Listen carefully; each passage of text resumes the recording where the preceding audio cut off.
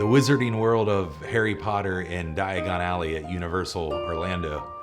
Me and Sarah just came back from a trip, and I'm going to tell you right now, we'd been before in 2014, and actually it was 2015, and this was our first time back in quite a few years. It was, as always, anybody who's a big fan of the films is going to love being at Diagon Alley or anywhere in the wizarding world of Harry Potter in Orlando. As soon as you enter through the hidden brick wall, the magical brick wall, the whole story just opens up and develops right in front of you. You're literally inside a scene from the movie, or many scenes from the movie, and all the sights and the sounds of being in such a neat place just come alive.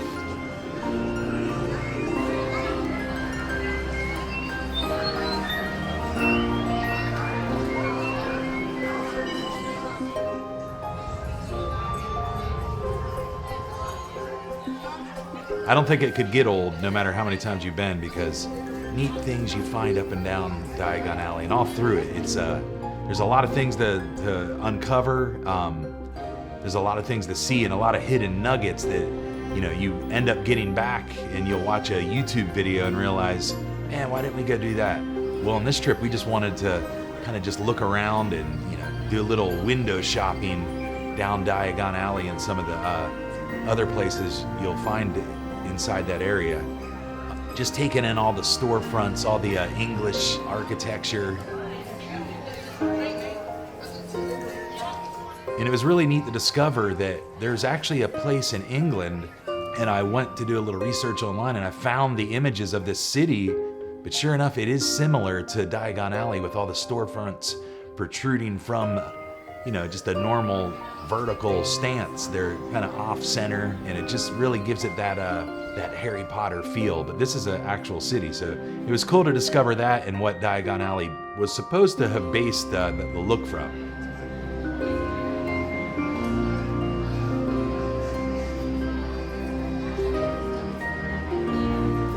And another thing we ended up doing was a pretty popular happening for anyone going to Diagon Alley or Hogsmeade, and that is, we got butterbeers.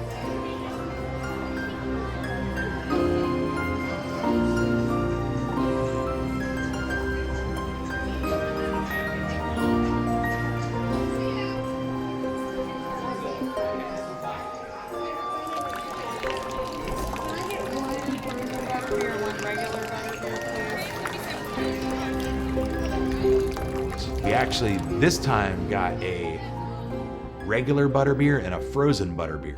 So we shared those, and they were mighty delicious.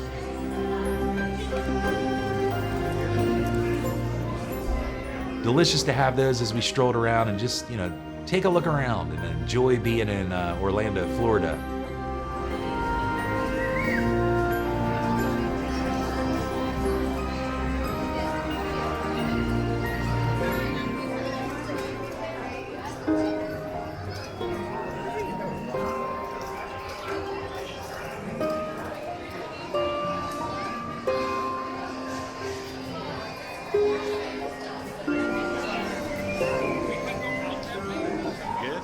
I think I ended up getting a little bit of the creamy suds of the butterbeer in my beard a little bit, so had to clean up there.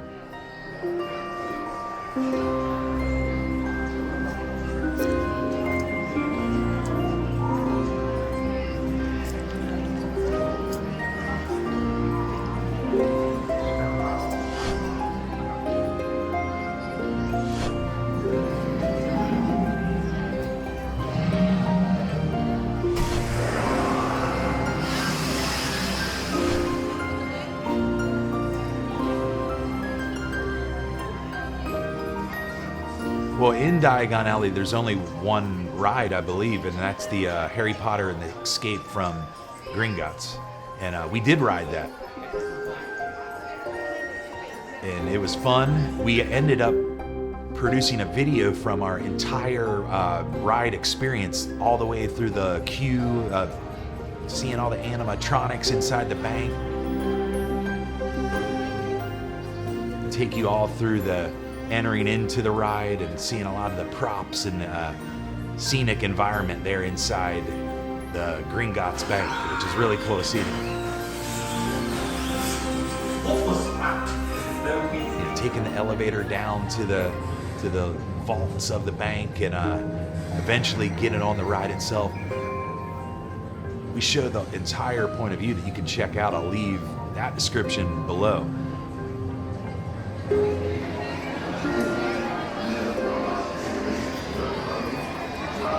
This place is just a magical place and never will cease to amaze me, especially being big fans of the film, and anybody who's a fan of the film is going to love Harry Potter land in Universal and Islands of Adventure. It's just a remarkable place to see, especially if you loop the movies all day long at your house like we do. But the centerpiece of Diagon Alley, as soon as you walk in the place, is the big iron dragon they have sitting atop Gringotts Bank, and you're gonna notice it, no doubt about it.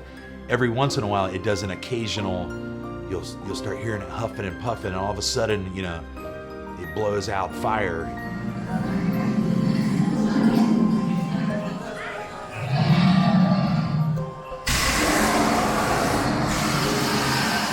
And, it's really a sight to take in, and just completely adds to the feel of being there. And I absolutely love that. I love being thrown into a scene from a film. And Universal Studios, man, they are masters of executing things like that. And sure enough, you walk down Diagon Alley, you're gonna literally feel like you should see a director somewhere around saying action, cut, whatever. Like you're part of a scene. It's super cool. And that dragon on top of the bank, when it roars that fire, I believe if you're close enough to it, you can actually feel the heat to a degree. But something really cool to see if you're in Diagon Alley, and you definitely won't forget it. Makes for a good photo opportunity too.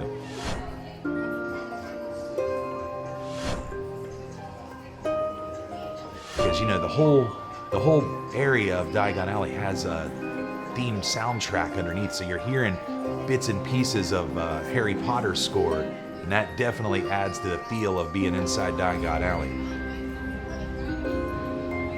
Well, I wouldn't call myself a super fan in the terms of I know all the names and creatures by heart, because really I don't. I just love the films. I love the cinematography in the films. I love the color grading of the films.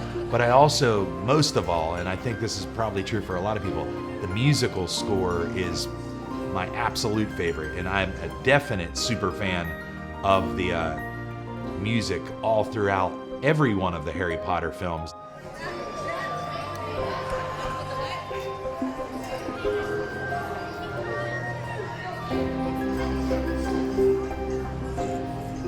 We just, explored and looked through the windows at Ollivander's wand shop and other places there.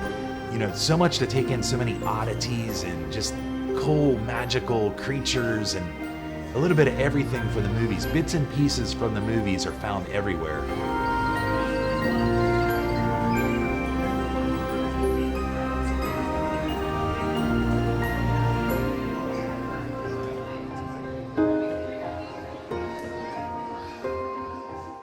So our time had finally come to an end inside Diagon Alley, and the day wasn't over. We still had to go to the Islands of Adventure, and we headed through the magical brick wall there. Hagrid helped us out. He mixed up some potions or whatever he did and said what he says to open that brick wall, and we shot through it and headed over to King's Cross Station because we were about to aboard the Hogwarts Express from Diagon Alley to Hogsmeade, and that's what we are about to do. But you're gonna have to stand by for a future episode to check that out, and I'll be sure to let you know when that comes out.